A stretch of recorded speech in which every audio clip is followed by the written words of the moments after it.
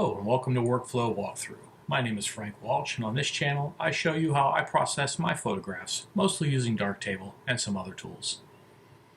So Darktable 3.4 is a brilliant piece of software in my opinion, and like most brilliant pieces, it does have its critics. Lately there's been an awful lot of division in some of the Facebook forums and other places about whether or not Darktable is a suitable tool for new users because of its complexity.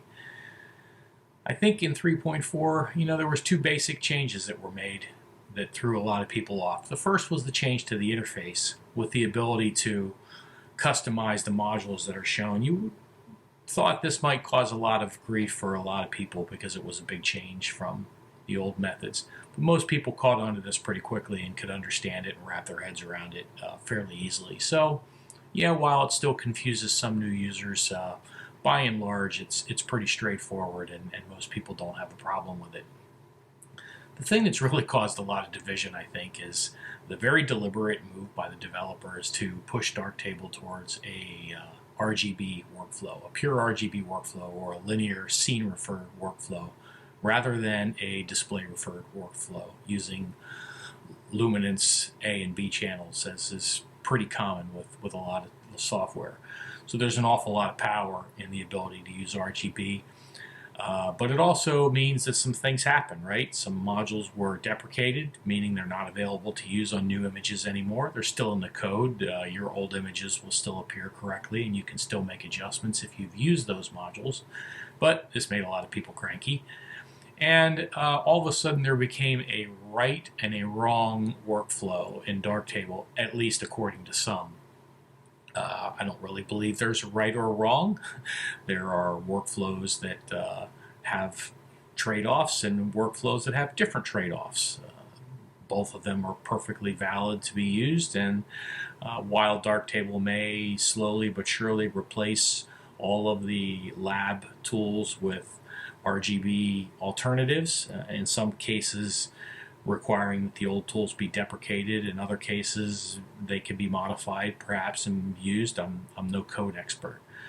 But the debate rages on Facebook and in Pixels.us and in other places. And, the lead developer, Aurelian, has done a fantastic job of posting some very detailed and very technical discussions on the benefits of RGB workflow, and has worked, I think, tirelessly to help people understand how to use some of the newer tools in the RGB workflow. But it still hasn't been enough for a lot of people, and that's fair enough, right? In a recent discussion on Facebook, someone quoted one of Aurelian's videos where he said that 80% of most beginners' image processing could probably be done with 4 modules, and those modules would be filmic RGB, exposure, color balance, and white balance. So I thought, well, I'll take on that challenge. Let's see how few modules we can use in a linear RGB workflow and produce a quality image. The person who posted that post on Facebook that brought up the quote from Aurelian was Stefano Esposito. And I want to thank Stefano for the discussions that he and I have had back and forth. And I asked Stefano to send me some of his raw files and let me take a crack at them using the minimal workflow. So let's take a look. Welcome back. Once again, I want to thank Stefano Esposito for sending me these raw files.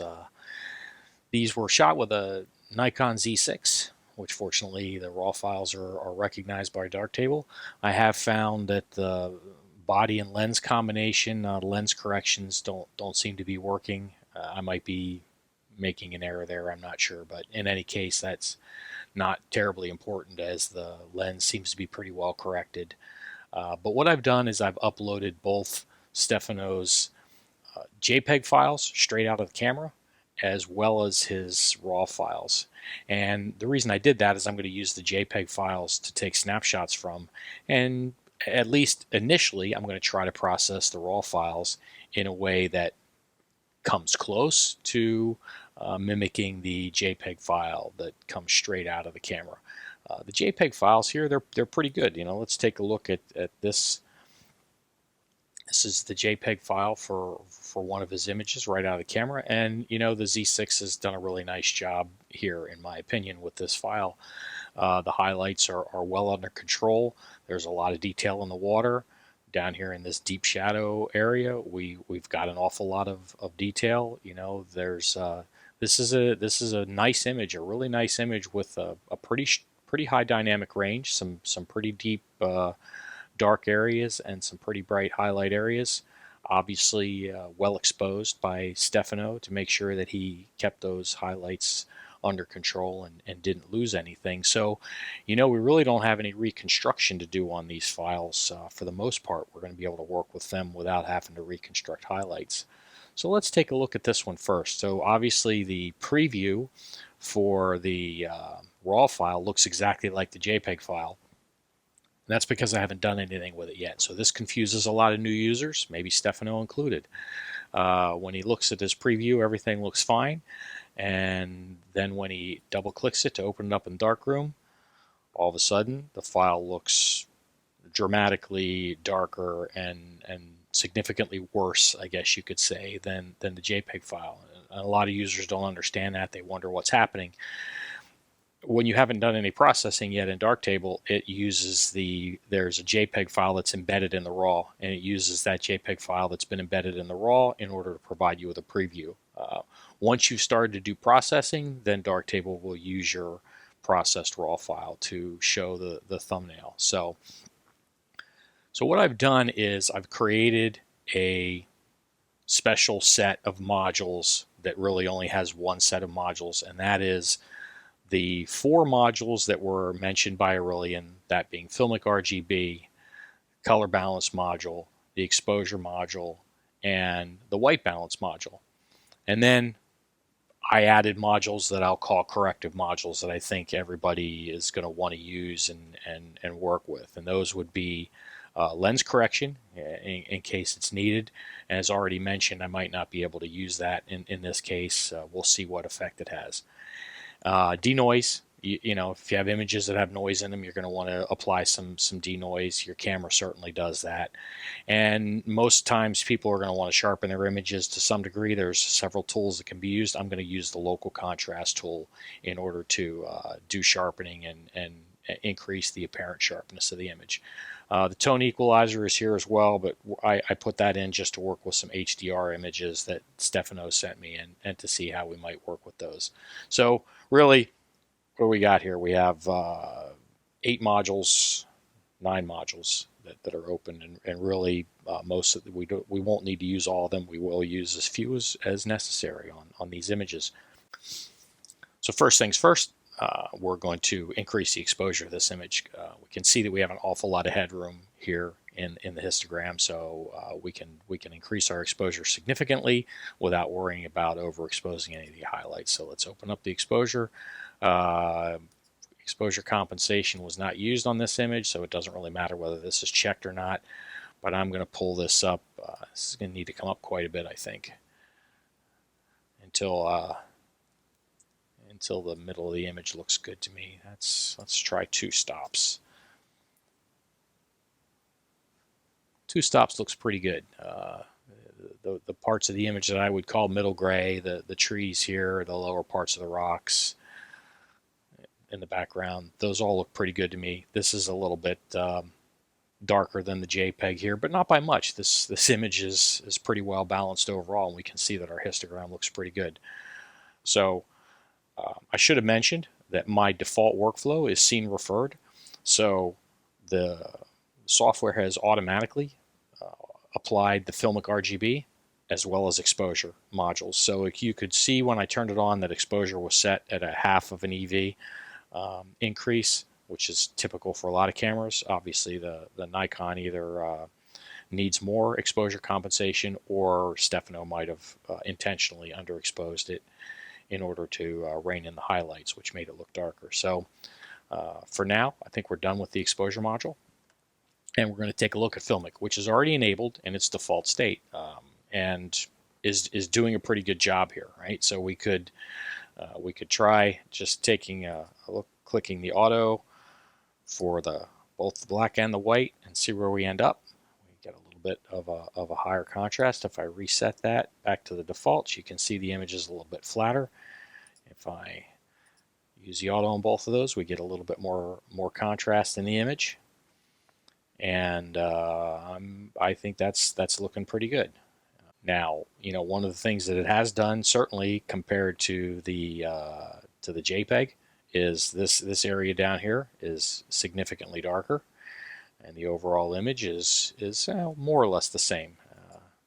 Now let's take a look at the white balance. Now, because I have scene referred workflow turned on, even though I have the white balance module here, Darktable has also automatically turned on the color calibration module. I'm going to just turn that off, and we'll use the white balance module since that was what was referred to. Now this white balance, as it came out of the camera, is definitely a lot warmer than what the JPEG ended up. Let's take a look with trying to set this from the image area. That looks a little bit better, a little bit of magenta maybe in the clouds. Let's change it to a direct sunlight white balance. That looks a little bit too blue to me.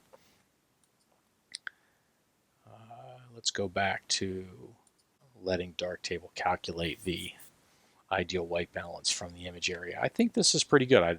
I do think it's a different white balance than the JPEG, but this looks pretty good to me. These blues in the sky look pretty realistic.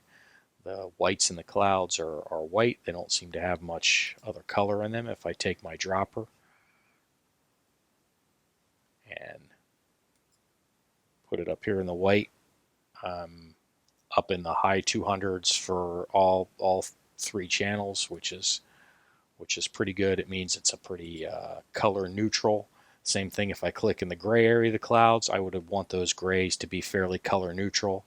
And at 128, 128, 134, that is about as color neutral as it gets. It's a little bit more blue than it is red and green, but hey, it's a cloud reflecting from the sky, so we would expect that.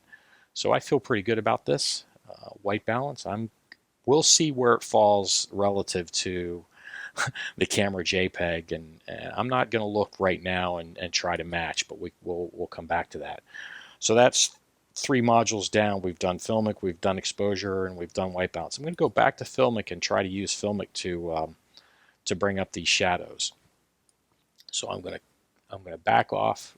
I'm going to increase on the dynamic range scaling, which is going to brighten my shadows and reduce my highlights automatically. Maybe it's going to reduce my highlights too far, my white relative exposure. I might want to still bring that back down.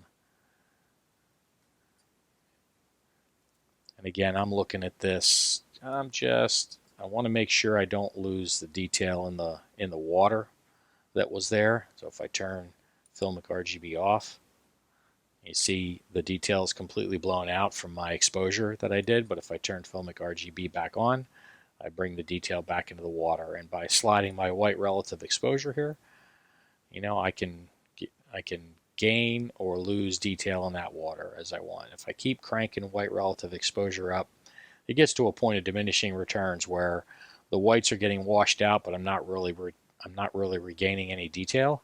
So I'm just going to back that off until I get nice whites without what I feel is without losing any detail. So I can still see the slight differences in the white between this splash and the splash behind it. This is looking pretty good to me. I just wonder where that is if I use the automatic. So we're at 4.0 EV. If I click automatic, yeah, that was pretty close, right? So the automatic setting got me right in the ballpark. Same thing with automatic on the black exposure. So I think we're pretty good with the exposure on this. Now, really, this image could be called done. Is it completely processed the way I would want to if I was doing, if I wanted to print this and hang it on the wall? Probably not. But that's not the point of this exercise. The point of this exercise is for a new user to come in, and if we compare where we stand now with where the raw file was, if I go back to display encoding and I take a snapshot of that, and I come back to Filmic RGB and show the before and after. So this is the raw file, and this is the processed file. And I think we've made quite a nice file. Now let's take a look. Why not? Before we do anything else, let's take a look at how this compares to the JPEG out of camera. So I'm going to go to the light table. I'm going to open up the JPEG, and I'm going to take a snapshot. First, I'm going to reset my snapshot module. I'm going to take a snapshot of this JPEG, and then I'm going to go back to my raw file, or Stefano's raw file, and I'm going to overlay the camera JPEG. So what I can see right away is the camera JPEG is quite a bit cooler than my process. You can see the rocks. The rocks have a warmer tone in mine than they do out of the camera, and we can also see that there's a good bit of micro contrast and sharpness in the out of camera JPEG that isn't in my raw file. Now this color balance issue, that's a matter of personal preference, but if you really like the way the colors come out of your Nikon, it's not such a big problem. We'll just go into our white balance module in this case, and we'll just cool this white balance off. And I'm just using my scroll wheel, and I'm looking at the sky, basically trying to get the sky to look a little bit closer to the original. And that has also gotten my rock color closer. Maybe not perfect, but closer. I could keep going. That's pretty close. I'm getting a little bit of magenta in the rocks, so I'm going to roll the tint a little bit to try to eliminate that magenta color cast. And I think that's pretty good. So now, obviously, my sky is deeper blue, but white balance wise, I think we're pretty close. That's a matter of saturation and overall brightness. So how do we now correct for the fact that this lower right area is darker in the raw file, and maybe the whole exposure overall needs to come up a little bit on my raw file? So let's go back into the exposure module, and let's try 2.2.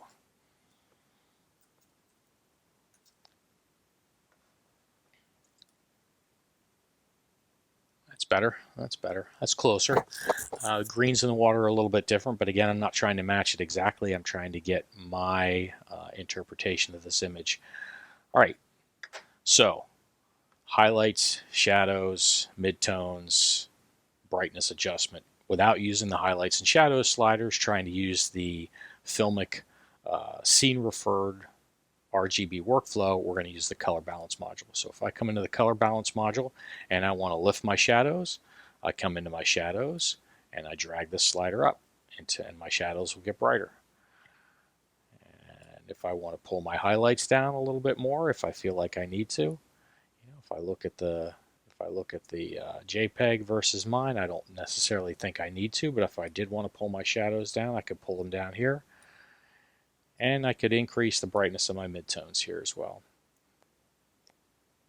which basically increases the overall brightness of the image. So my shadows, I've pulled my shadows up to the point where they're actually brighter than the camera JPEG, so I probably went too far. Let's pull that down. Didn't need quite as much. All right. That's how we can use the color balance module to adjust highlights, shadows, and midtones. The last thing I want to use the color balance module to do is adjust the overall contrast, because my raw file lacks a little bit of contrast compared to the out of camera JPEG. So we're going to click the eyedropper to set the contrast fulcrum, and then we're going to turn up the overall contrast to get a little more punchy image. We're already getting closer.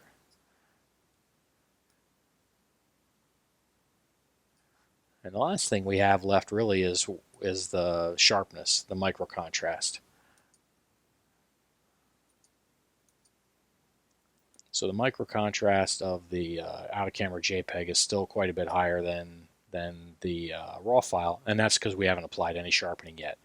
So we're going to come into the local contrast module and we'll turn it on in its default and let it do its thing. And we've already increased the sharpness in the trees and the texture in the water quite a bit. We can turn that up a little bit more if we want to. And I'm really looking at these rock areas here to see what the texture looks like in those. Unfortunately, I can't zoom the snapshot at the same time. Now, one of the things that's happened as I turn this up is I've lost too much detail in my whites here. I'm going to turn the snapshot off for now. I'm going to zoom in on these whites. And if I turn local contrast off and turn it back on, you can see that we've lost, in my opinion, lost too much detail here. Now I can try just dragging the highlights down so it has less effect on the highlights. That did a lot right there. So now if I turn it off and turn it back on, we really haven't lost too much, but we still might really not want to be applying the local contrast to these brightest white areas at all. And that's easily accomplished if we need to by using a mask. I'm going to try just adjusting my midtone range. Here, if I want to compress my dynamic range, I can turn that down. And as I turn that down, you see those highlights are coming back. So I don't need to use a parametric mask in this case. I'm trying to keep this as simple as possible. Same thing with shadows. I can reduce it in the shadows, but I don't think I want to do that. So now I have a nice sharp image, great looking detail in the water, nice looking sky, plenty of punch in the trees, good micro contrast, really sharp texture in the rocks, texture in this foreground area. Does it match the out of camera JPEG exactly? It does not. It still has a different color tint. This out of camera JPEG, now that I look at them side by side, this feels like it has a lot of magenta in the sky and a little bit too much yellow in the trees. And to tell you the truth, I prefer the processed raw file, but your mileage may vary. I don't know how Stefano feels. Hopefully he'll comment on the video and let me know what he thinks. So there you have it. A raw image that was processed using 5 modules in Darktable. So remember, in the history stack here, everything down here is all applied automatically. Those are just the things that are required for Darktable to display a raw image. So we used Filmic RGB, white balance module, the exposure module, the color balance module, and the local contrast module. And I think for most beginners, this is going to give them a pretty satisfactory result and image. Now, what I want to do next is I want to process image the wrong way. I'm going to dare to use the lab-based modules and the base curve instead of using the Filmic workflow. So first things first, let's duplicate this. We'll duplicate the original, which is going to give us a clean copy. However, since I have display referred workflow turned on automatically, it does apply Filmic and exposure. So I'm going to go back to the highlight reconstruction step, and I'm going to compress the history stack from there so I get rid of Filmic. Now I've created another preset over here. So I'm going to come and I have for demo display referred minimum. So a display referred minimum workflow consists of the base curve, shadows and highlights module, the RGB curve module, the exposure module again, and the color balance module again. And then I also kept crop and rotate, denoise, white balance. So really we're talking about using exposure, white balance, and the base curve, along with a few shadows and highlights, or the color balance module to recover highlights if we need to. So the first thing we need to do in this case is going to be, before we even do exposure, is we're going to want to apply the base curve. So we're going to turn the base curve module on, and I'm going to find out if there's a base curve in here for this camera. I don't know. Let's try the Nikon Like. Let's try Nikon Like alternate. All right, well, that doesn't look very good, but it has stretched our histogram out pretty much and has given us quite a punchy image. I could come in here and manually manipulate this curve if I want to. I can push and pull on these nodes until it looks a little bit more like what I think it ought to look like. I can pull up on these shadows some more, pull up on the midtones some more. But we still have a pretty dark area down here. Let's see, let's try some of the other, let's try basic cubic spline and just lift up the midtones. Well, I think that's better than the theoretical Nikon-like base curve, so I'm going to go with this. Oh, too far. Yeah, I'll tell you what. If you imported your images from the camera using the base curve module, you would probably get the Nikon-like curve automatically. So let's start there. I think you can work with this. I'm not going to touch it, so I'm just gonna I'll make all my corrections after this. So the first thing I still need to do is I need to increase my exposure because the image overall is too dark. So let's pull the exposure up, and again I'm looking at those rocks in the middle and the trees. So it looks like about 1 EV to help out my exposure. Now I've obviously got some highlights that are starting to be clipped here. Let's check the shadows and highlights module. So let's turn that on. And that the defaults have done a pretty good job. We've pulled the shadows up here. We've pulled the highlights down so that we have highlights that are under control in the water. This doesn't look bad at all.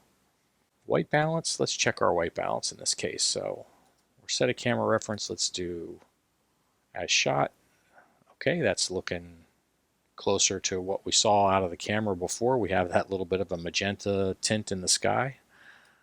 Let's try letting Darktable calculate the white balance. Okay, good. I like the way that looks. Overall, this is looking pretty good. I'm going to come in, I'm going to apply local contrast. Boost it up a little bit. Pull down the highlights. Compress my midtone range. All right.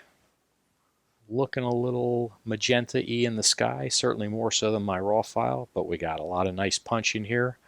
Let's take a look at the snapshot from the JPEG file, shall we? So let's take a look at where we landed now. So we ended up with a much warmer image in this case than the out of camera JPEG. So let's go back to our white balance module and try resetting this to as shot. That gets us a lot closer to the in-camera JPEG.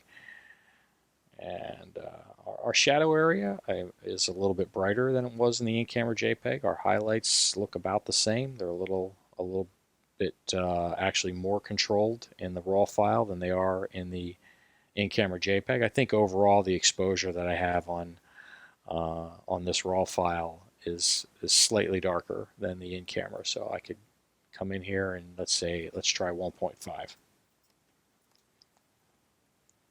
There you go. That's pretty darn close. Now I might need to dial back my highlights a little bit more using the shadow and highlights controls since I turned in more exposure. So there you have it. I processed this image completely incorrectly. So here's my raw image here on the right. Really nice texture in the water, in my opinion. Pulled this shadow area up significantly, maybe too far. You know, if you think the shadows are pulled up too far, you just dial back on the highlights and shadows. Sometimes with using highlights and shadows, you'll start to get some haloing. I'm not getting any in this case. But if you do get haloing, the thing to do there is to come up here to the soften, come here to soften and change it to soften with the bilateral filter. And that'll usually get rid of the haloing that you might experience. if you get crazy with the highlights and shadows sliders. Let me show you that. I'm going to turn the snapshot off. I'm going to change this back to Gaussian, and I'm going to crank the shadows up, and I'm going to pull the highlights down. And you see this weird artifacting that you start to get. Now, obviously, this is ridiculously overdone, right? So, but if I change this to bilateral filter, even though I'm still ridiculously overdone, it's better with those. And if I get back into more normal ranges, reset this to its defaults and change this to bilateral filter, you can, just by switching between Gaussian and bilateral, let's look at this area above the trees where we have a dark to light contrast. If I change it to Gaussian, see, it just gets a little funky looking there, a little crunchy. If I change it to bilateral filter, it improves. I'll zoom in on that. We'll see if we can see it better on the zoom perspective. So again, we're going to change it to Gaussian. And I just noticed a sort of a dark band through here and a washed out area here. If I change it to bilateral, it just evens that out, and I think it looks better. So if you are going to use display referred workflow and you are going to use the highlights and shadows sliders, I strongly recommend that you use the bilateral filter option. Okay, so let's zoom back out. Let's pull those highlights down even farther. Maybe a little less compression on the shadows. And I'm going to call that done.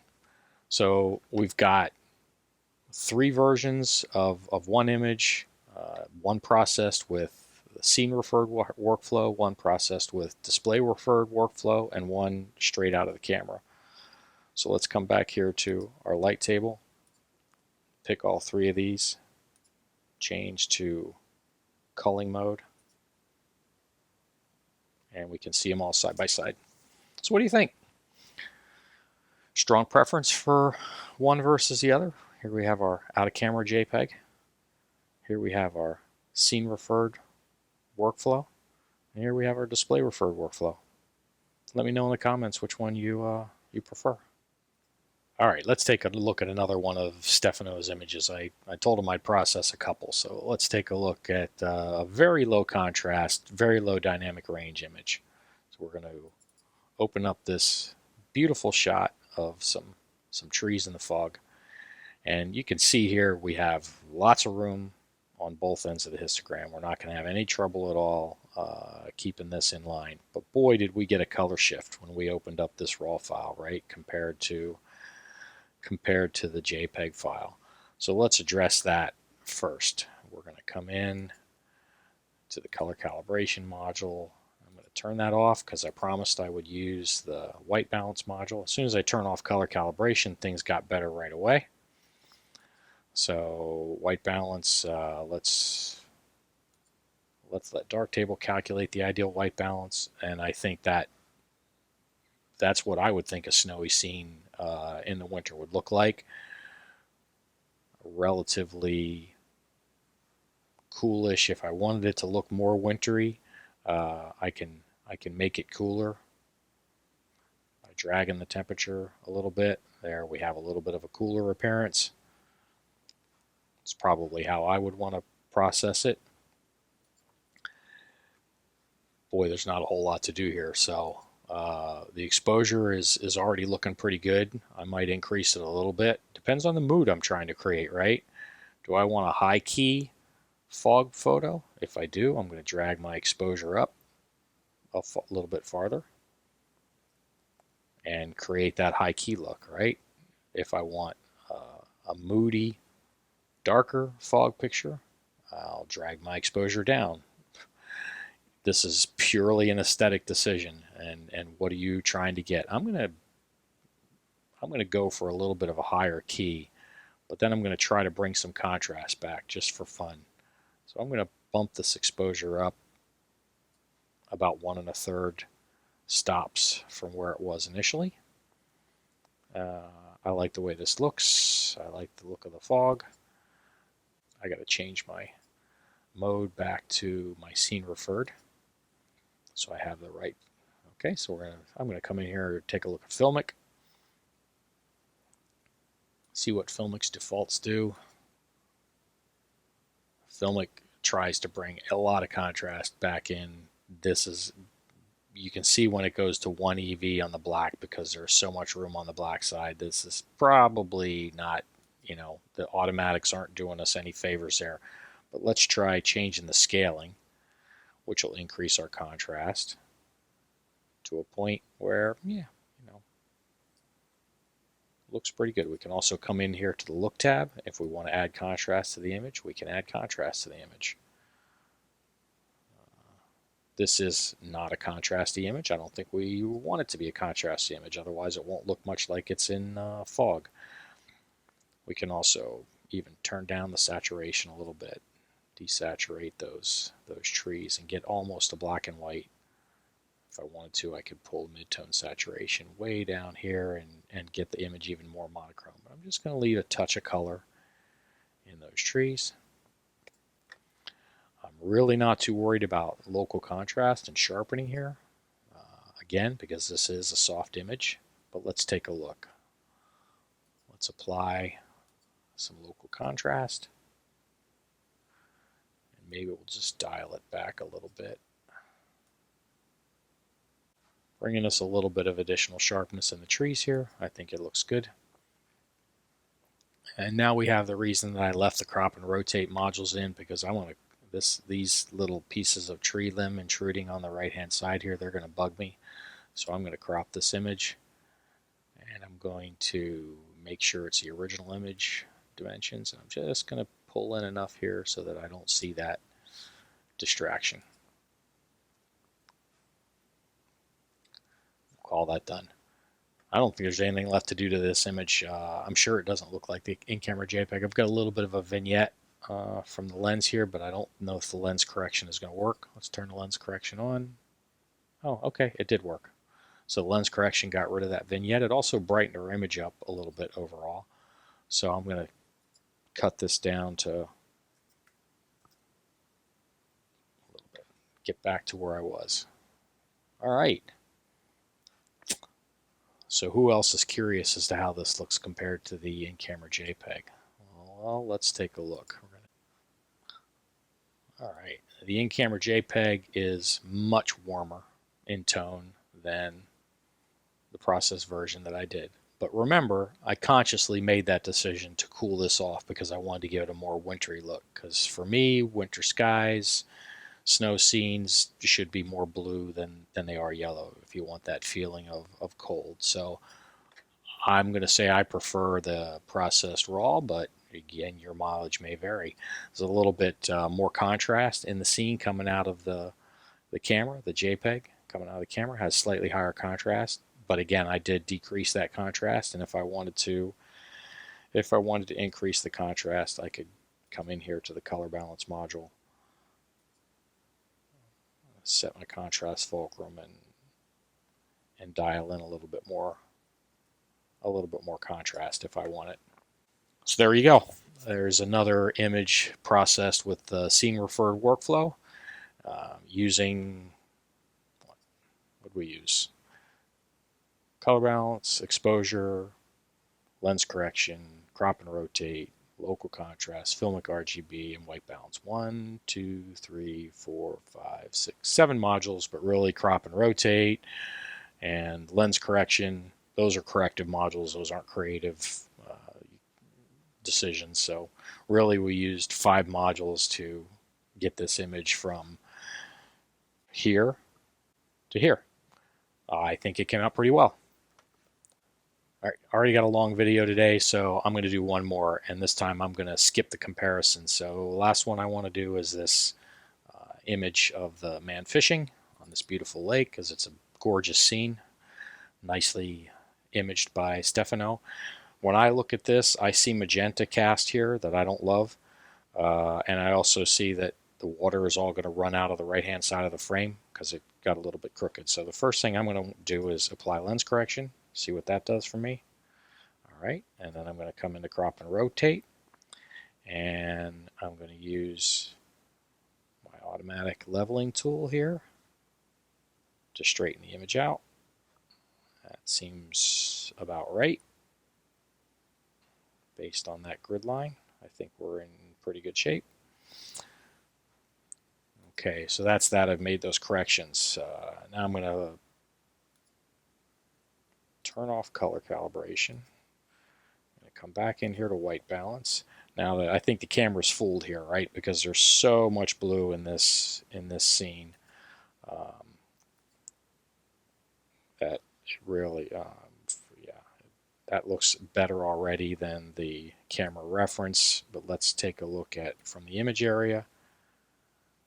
Yeah, see, the Darktable does the same thing the camera did. It sees all that blue and it says, oh, this must have been shot in the shade. I need to warm it up. But then we end up with way too much warmth in the sky and the clouds, in my opinion.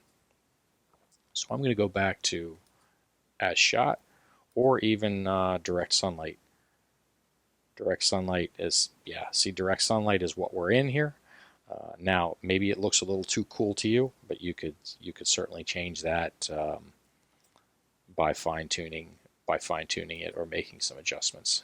We're going to go to as shot, and I might warm it up just the slightest bit. Not as much as it was before, but a little bit. All right, now I want to increase my exposure. So I want to focus on this guy down here. Just trying to brighten him up, brighten the image up overall.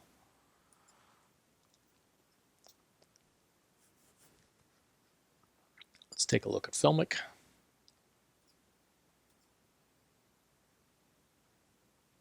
Let Filmic bring some contrast in.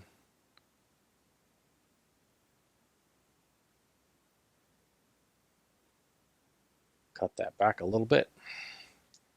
Nice punch in the image. Brought out the mountains back here are looking pretty good. We've increased the contrast in the image a lot, but not excessively in my opinion. I'm liking where it's going. Let's add some local contrast.